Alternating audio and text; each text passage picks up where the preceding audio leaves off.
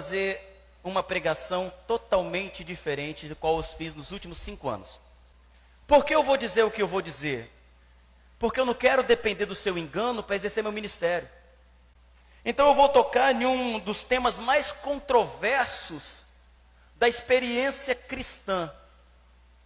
É um dos temas que envolvem poder, envolve status, envolve dinheiro, envolve luxúria, envolve tudo aquilo que nós já temos visto, ouvido.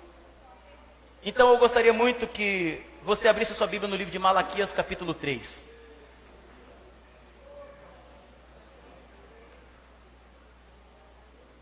Eu vou com os irmãos, sem usar nenhum outro argumento a não ser a própria Bíblia, para que os irmãos aprendam e nunca mais sejam enganados. O meu compromisso é com a verdade, irmãos. Eu sou um homem do Evangelho, eu não sou um homem do Ministério Vida. Quem está aqui pela primeira, segunda vez já sabe, ou quem não sabe, eu não sou assalariado aqui, eu não recebo nada. Ninguém que está aqui, tudo isso está limpinho, arrumado, essa galera, todo mundo aqui é voluntário, eu não estou fazendo nada ao meu favor, eu não ganho nada às custas disso. Mas eu também não quero depender do engano de ninguém para que a gente mantenha isso aqui, ou que a gente mantenha qualquer obra que seja gratuita, amorosa, sincera, verdadeira. Então eu vou desmistificar um texto que é mais usado para manipulação e controle de uma coisa chamada dízimo. Vocês estão preparados, irmãos? Bíblia aberta. Não pisque os olhos. Malaquias capítulo 3. É importante nós salientarmos e lembrarmos que Malaquias é um profeta menor.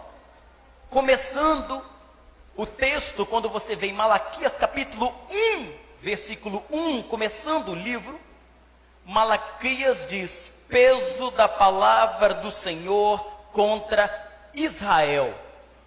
Malaquias estava escrevendo para Israel, não era para toda a humanidade, era para a nação de Israel, povo judeu. Povo gentil, que não é judeu, não tinha lei como segmento, não se seguia lei. A lei era para o povo judeu. Então Malaquias começa o livro dele dizendo isso: peso da palavra do Senhor contra Israel. Então vamos em Malaquias capítulo 3. Se você está com a Bíblia no celular, no iPhone, no iPad, pouco importa, abra a sua Bíblia aí. Malaquias capítulo 3.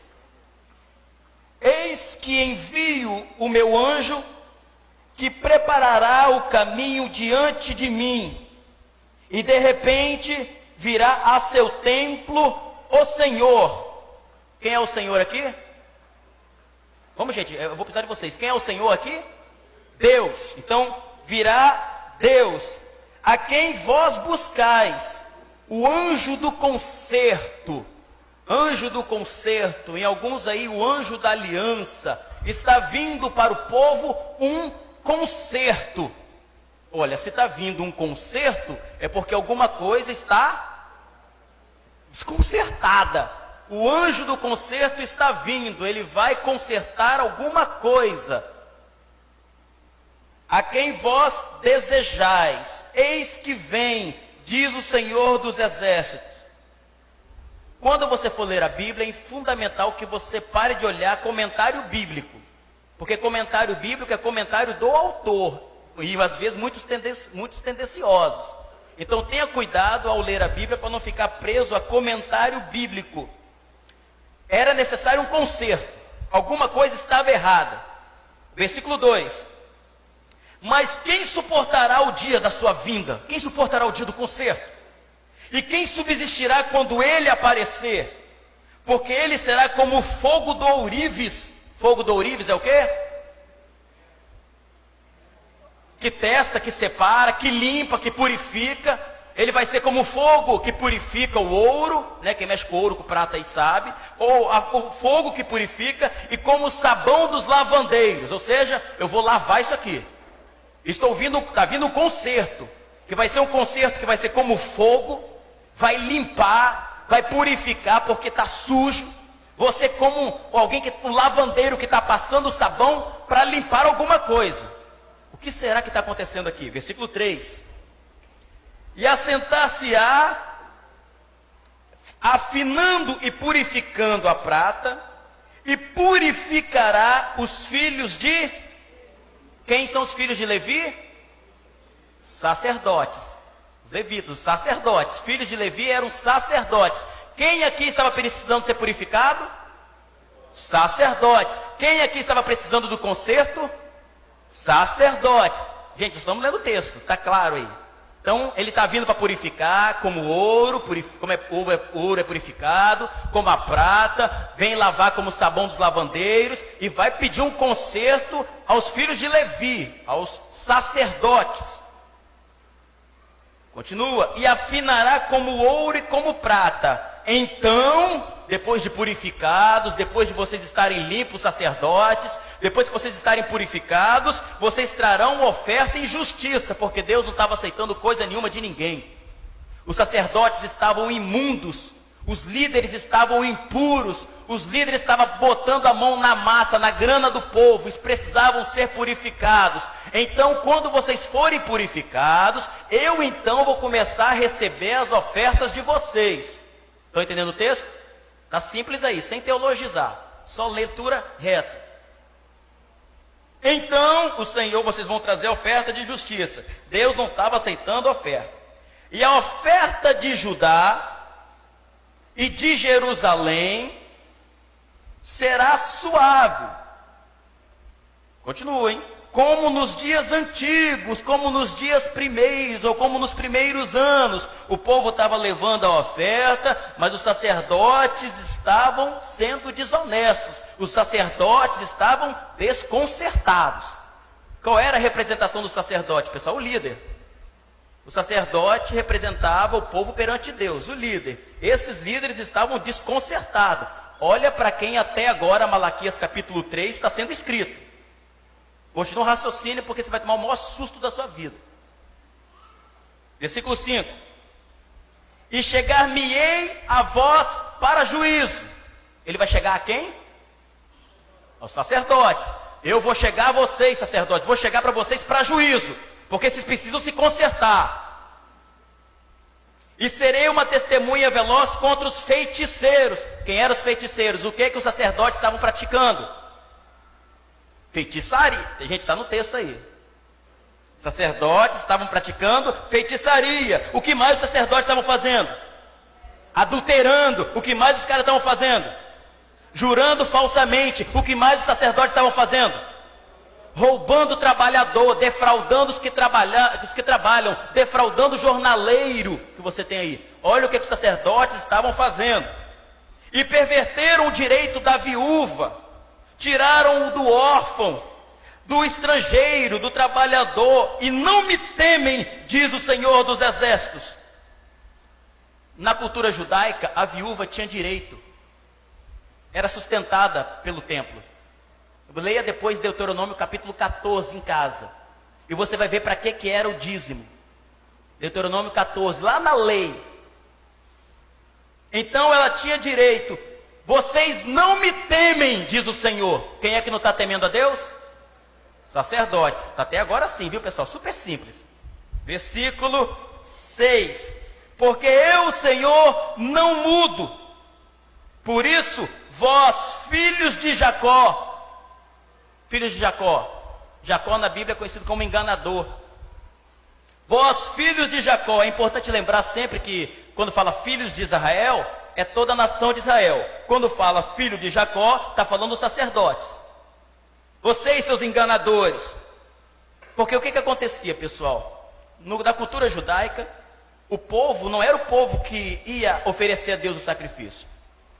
Cada tribo tinha o responsável pelas coletas, que era o sacerdote. Então toda a tribo levava para o sacerdote, conhecido como filhos de Jacó.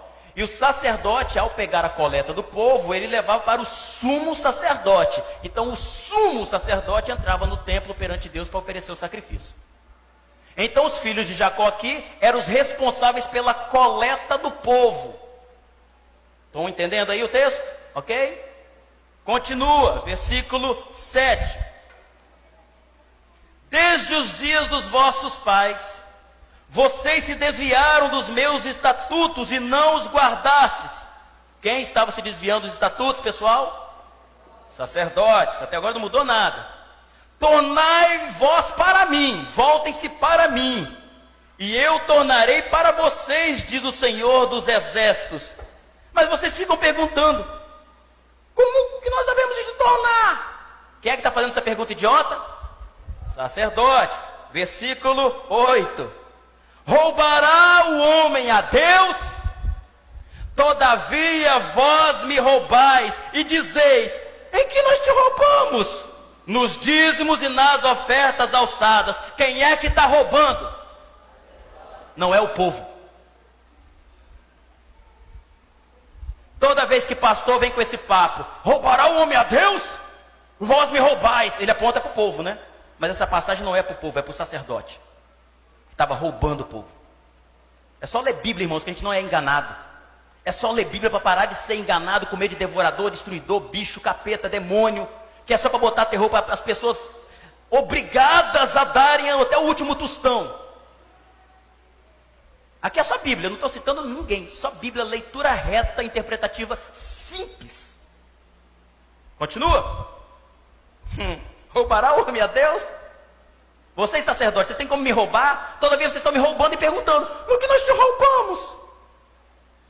Nos dízimos e nas ofertas alçadas, com maldição sois amaldiçoados, porque me roubais a mim. Vós, toda a nação. Que nação? Nação de Israel. Para aqui. Olha que texto sério.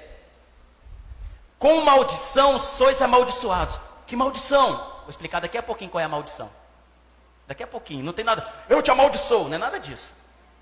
Vou explicar aqui no texto, daqui a pouquinho. Só ler Bíblia, para não ser enganado. A oferta que eles estão roubando é da viúva, do pobre, do jornaleiro, do trabalhador. E estão dizendo, mas não que nós estamos roubando. É isso que está acontecendo aqui. Versículo 9. Com maldição vocês são amaldiçoados, porque me roubais a mim, vós toda a nação. Você está percebendo que agora a nação toda está tomando a cabeça? Esse é o maior perigo de quem está dando dinheiro para pastor fraudulento, sustentando obra fraudulenta e dizendo, não é problema meu que eu estou dando dinheiro lá, ele que se vire com Deus. A nação toda está sofrendo por causa de pastor ladrão, por causa de sacerdote ladrão, pilantra, e você sustentando esse tipo de pilantragem. Desculpa, visitante, hoje eu tenho que passar o rodo aqui. Tem que esclarecer o povo, vou parar de ser enganado. A mãe passando fome em casa, acabou o gás, e o filho da mãe tem coragem de ir para a igreja dar todo o dinheiro, mas deixa a mãe morrendo de fome, falando que Deus vai prover. Nunca leu a Bíblia, o que 1 Timóteo 5,8 diz? Se alguém não cuida dos seus, e principalmente da sua família, negou a fé, e é pior que um infiel. Aí fica dando dinheiro para o pastor ficar andando com um carro luxuoso, pagar viagem para tudo quanto é lugar, manter prédios luxuosos, templos milionários, e a pobre e a viúva, o estrangeiro pobre está morrendo de fome. Que igreja é essa? Deus que nos livre dessa porcaria aqui. E o povo morrendo de medo por causa dessa passagem, e essa passagem é para o sacerdote, não é para o povo. Aprenda a Bíblia, igreja, para não ser enganado. Com maldição, lembra essa palavrinha, com maldição sois amaldiçoados, que eu vou explicar daqui a pouquinho. Versículo 10. Todo mundo estava sofrendo por causa de pastor ladrão, hein? Cuidado aí, hein, pessoal. Capítulo 10. Trazei todos os dízimos. Trazei todos os dízimos. Ué, não é o dinheiro, não? Não era dinheiro, irmãos. Lê Deuteronômio 14. Hortelã, coentro, cominho, fruto da terra, dos animais, não era dinheiro. Dízimos. Trazei todos os, está no plural. Não é trazei o seu dinheiro. Você vai ler Deuteronômio 14, vai ver lá que você só trocava em dinheiro quando você tinha muita coisa para levar ao templo e a viagem era longa. Então você pegava aquilo, trocava em dinheiro, onde Deus mandava você parava, comprava tudo que quisesse, chamava quem quisesse e comeriam ali, bebida forte, vinho. Lembra que ler a Bíblia? Trazei todos os dízimos, tudo que a terra produzia, a casa do tesouro, para que haja mantimento na minha casa. Por quê? porque a viúva precisava comer, o pobre precisava comer, o órfão precisava comer, precisava de abrigo, o estrangeiro, o trabalhador precisava, os que dependiam do templo precisavam daquilo. Trazei toda essa comida, trazei todos esses mantimentos à casa do tesouro, para que haja mantimento na minha casa. Depois fazei prova de mim, diz o Senhor dos Exércitos, se eu não vos abrir a janela dos céus, e não derramar sobre vós uma bênção, que dela tal vos advenha maior abastança. O que era as janelas dos céus? Alguém respondeu aí? Chuva. A gente não canta, faz chover, abra as comportas. É chuva. O povo estava morrendo de seca. Com maldição sois amaldiçoados. Qual era a maldição? Não caía chuva. A colheita, a plantação do povo estava morrendo. O povo estava sendo amaldiçoado por falta de chuva. Então se vocês voltarem a fazer isso, eu vou abrir a janela dos céus e vai derramar chuva sobre vocês. Vai vir chuva sobre a terra. Faz prova de mim, eu vou abrir a janela dos céus. E por causa disso, e por causa de vós, repreenderei o devorador. Aí, agora aqui, ó, olha o demônio.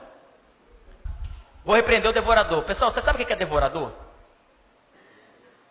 É o que comia a colheita do povo. Sabe o que era o devorador? Um gafanhoto. Não é demônio. É que esse pessoal fica fazendo curso de batalha espiritual aí, inventando demônio em cachorro, em gato, falando que cachorro vê demônio em preto e branco, todo tipo de maluquice possível. E esse gafanhoto bíblico virou um demônio.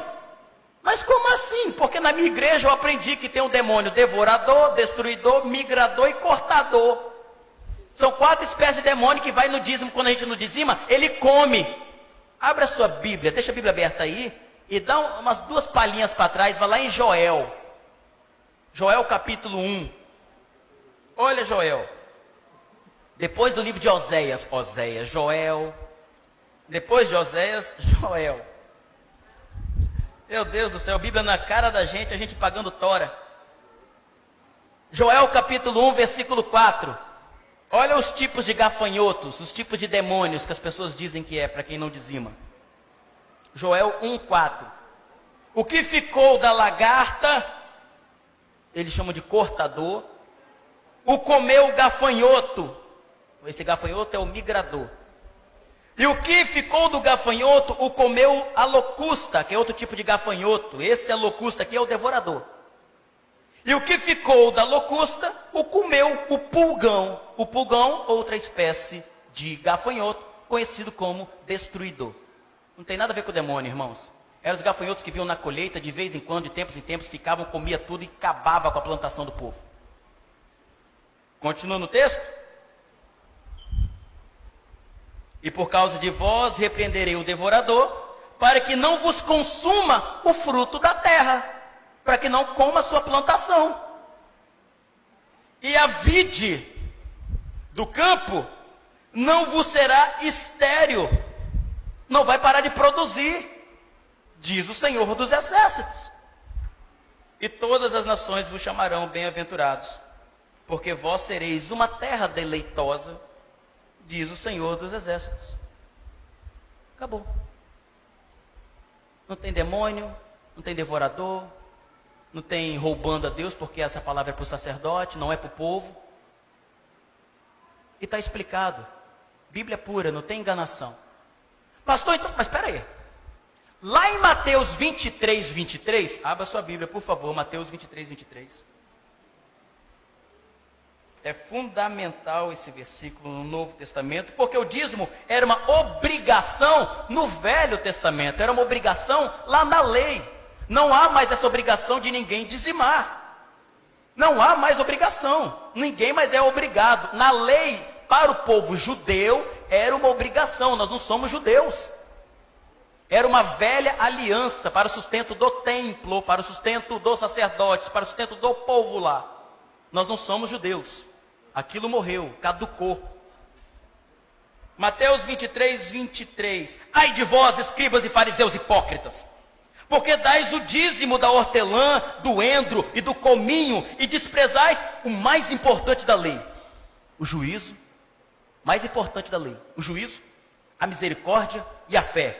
Vocês deviam, porém, fazer estas coisas e não omitir aquelas, seus hipócritas. Condutores cegos, quais um mosquito, e engolis um camelo. Por que Jesus mandou eles darem o dízimo? Porque era obrigação do judeu fazer isso. Porque existia o templo para eles sustentarem. E Jesus fala, vocês estão dando uma de exterior, dando dízimo, doendo, do cominho, mas vocês não estão amando. Vocês não estão buscando a verdade, a justiça, o juízo, a generosidade. Vocês deviam fazer essas coisas, sem omitir aquelas. Vocês seguem a lei. É por isso que na cruz, Jesus falou, está pago, está consumado, está completo, tetelestai, está feito. Uma vez e para sempre, acabou. Porque o fim da lei é Cristo, para a justiça de todo que crê. Não estamos mais debaixo da lei. Não vivemos mais debaixo da lei, estamos debaixo da graça. Então Jesus em Mateus 23 está denunciando a hipocrisia dos fariseus e não mandando dizimar. Deixa eu dizer mais 3 coisas para vocês históricas. Até o ano 600, 700 depois de Cristo, não se tem nenhum registro da igreja dizimando. Não se tem nenhum registro de Jesus dizimando. Dai a César o que é de César. O que era de César? Imposto, tinha que ser pago. Dá a Deus o que é de Deus. O que é de Deus? Amor, graça, misericórdia, voluntariado, generosidade. Dá a César o que é de César, gente. E dê a Deus o que é de Deus. É por isso que Jesus fala, meu reino não é desse mundo. É por isso que Jesus fala, meu reino não é de visível aparência. Temos que aprender com Jesus. Então, dai a César, paga o que é tributo. Tributo, a honra, verdade, verdade, imposto. A ele pague. A Deus, dá a Deus o que é de Deus, cara. E o que é de Deus? A generosidade, o amor, a justiça, e blá, blá, blá. Aí vem algumas perguntas básicas. Pastor, é 10%? Você tem que lembrar que Deus te deu 100%. Você é responsável por 100, não por 10, ou por 1, por 5, por 50.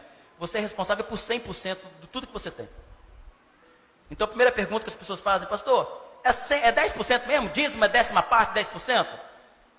Não tem isso na lei, na graça. Na lei tem dízimo, 10ª parte. Na graça não temos isso. Nós vivemos pela graça. É 10%? Segundo, eu devo dar aqui? Como assim dar aqui? Você tem que contribuir no lugar onde você vê a misericórdia, a mão de Deus sendo necessário. Onde você valoriza uma obra verdadeira, um lugar que não tem conluio, engano. Onde você é alimentado, você recebe. Você não tem partilhado dons espirituais aqui, aprendido? Mas tem o orfanato Thomas, que precisa ali. Rafael Thomas. Tem o Lar Batista, que precisa, cara. Tem mendigos aqui na cidade que está precisando. Tem o que dar aqui? Não, você vai dar onde necessita. Mas por que eu entrego aqui? Primeiro, porque você quer. Segundo, porque isso aqui é mantido com essa contribuição espontânea e voluntária sua. Porque aqui ninguém é obrigado a dizimar, nem é obrigado a dar 10%. Eu nunca dei 10% aqui. Nunca. Aqui todo mundo, tem gente que dá 20%, tem gente que dá 1%. Não é quanto se dá, é a qualidade do que se dá. Com que coração você dá. Isso é fundamental. Então, é aqui? Não. Aqui nós precisamos sustentar esse lugar. Aqui no dia que a gente não conseguir pagar isso, a gente vai para outro lugar. Porque aqui é pago assim, um mês esperando ter dinheiro para pagar o outro. É por isso que não temos caixa aqui. Aqui é consciência de você saber que você não é mais obrigado, mas você é consciente, você é responsável. Afinal de contas, você decidiu fazer parte de um lugar. E isso tem responsabilidades. Uma delas é mantermos isso aqui funcionando. Porque no dia que a gente tiver, a gente não está preocupado com o templo. A gente está preocupado com a sua vida, cara. Como é que você vai produzir na casa? Porque se você tem 2 em casa, 3, a sua casa pode ser uma árvore frondosa, cara. E na sua casa, a gente vai se abrigar lá. E na sua casa vira uma colmeia, jorrando mel para a vida das pessoas que vão lá se alimentar. Cada casa vira uma igreja, gente. Nós não somos pessoas de templo, não. No dia que as pessoas fecharem o coração aqui, começarem a ser obrigadas, começarem a ter que pagar as coisas aqui, pagar para Deus, a gente fecha as portas. Aí você vai voltar para uma igreja onde o pastor toca o terror mesmo, onde você tem que pagar mesmo, Deus vai botar a mão. Se você não der dinheiro aqui, você vai gastar em remédio. Olha o que o devorador vai te pegar. Eu duvido alguém que aprendeu isso aqui hoje vai cair nessa esparrela de Malaquias. Pastor ladrão, pilantra, estelionatário usa Malaquias para charcar o povo. Eu não devo nada a ninguém, sou um homem livre, não dependo de igreja, dependo de dinheiro de ninguém aqui. Vou dizer a verdade para o povo, mesmo que seja contra nós, mesmo que a partir de hoje as pessoas parem de dar dinheiro aqui, e no dia que parar de dar dinheiro, fecho as portas, e vou pregar o evangelho na minha casa. Eu sou homem do evangelho, gente. Seja do evangelho você, seja consciente. Rapaz, pô, meu filho está aprendendo aqui, eu usufruo desse lugar, eu sou instruído, rapaz, olha como minha mente está sendo aberta aqui. Pô, nada mais justo do que você manter isso aqui. Mas por obrigação, não. Por pressão, não. Por medo, não. O amor lança fora todo medo. Em Cristo não tem medo, meu irmão. Em Cristo você é livre, você é amado assim, com generosidade, sem generosidade. Mas quando você não é generoso, você vira um egoísta. O egoísmo acaba com a gente. Você é alguém que vive para o próprio ventre, alguém que só vive para você mesmo. É os seus interesses, as suas coisas, o seu dinheiro, e o teu irmão do teu lado morrendo de fome. Ser generoso faz bem a você, não é o próximo não, é a você. O próximo é dadivoso por aquilo que você fez. Mas dizimar, ofertar, o nome que você quiser dar a isso, faça com o coração, porque vai fazer bem a você, para você não se pedrar. Não fechar o teu coração ao próximo, porque nesse tempo que todo mundo busca ser rico, busca riqueza, o amor vai se esfriando. A gente passa por alguém, a gente se escandaliza quando vê uma foto pelada na internet, mas não escandaliza com a fome no mundo. A gente se escandaliza com determinada frase na internet, mas não escandaliza com o mendigo que fica todo dia debaixo do viaduto, ali no Danúbio. Nós estamos invertendo os valores das coisas, gente. A última pergunta que me fazem: pastor, eu devo pagar o dízimo atrasado? Mês passado eu não paguei, não sei nem como é que você chama isso. Mês passado eu não paguei. Eu vou te falar, isso aqui é clube? Você está pagando mensalidade de clube? E tem pastor que fala isso, meu irmão. Percebi aqui na sua fichinha, vi aqui, meu irmão, qual foi o mês passado com você, meu querido? Que eu gostei aqui, que eu não estou vendo seu nome aqui. Sai fora, foge desse lugar. Foge, meu irmão, é hipocrisia pura, foge disso, seja liberto. Você tem que falar, isso aqui é clube, é dádiva, é coração entregue. Para todas as perguntas que eu perguntei, é 10%, devo dar aqui, tem que pagar atrasado? A resposta é não. Para com isso, meu irmão. Deus não nos abençoa por aquilo que damos, Deus nos abençoa por aquilo que Ele é. Porque Ele é Deus, é Pai, não é por aquilo que você deu, não. Isso é barganha com Deus, não barganhe com Deus. Quem barganha com Deus está querendo comprar a Deus. Dá por medo, dá por pressão, não dá por consciência, não dá por amor, não dá por bondade, não dá por misericórdia, dá porque é pressionado. Vamos fugir disso, meu irmão. Vamos aprender Bíblia, vamos parar de brincadeira. Evangelho não é brincadeira, não é para menino, é coisa séria, é para gente séria, mas para gente livre. Eu não vou me contentar enquanto não tornar o povo aqui livre. Livre da manipulação e controle humano, de gente que só quer status, poder, ver qual igreja tem o maior, qual igreja tem aquilo mais roxo, qual igreja que tem mais poder, qual igreja tem mais carro, tem mais luxo. Não! É qual igreja que ama mais, qual a igreja que oferece o coração para o próximo mais, qual a igreja que tem mais verdade, qual a igreja que prega a justiça. A injustiça foi denunciada por Jesus no ministério dele inteiro. A minha oração nessa noite, desculpa visitantes que vieram, mas eu sei que essa palavra também pode ter esclarecido vocês.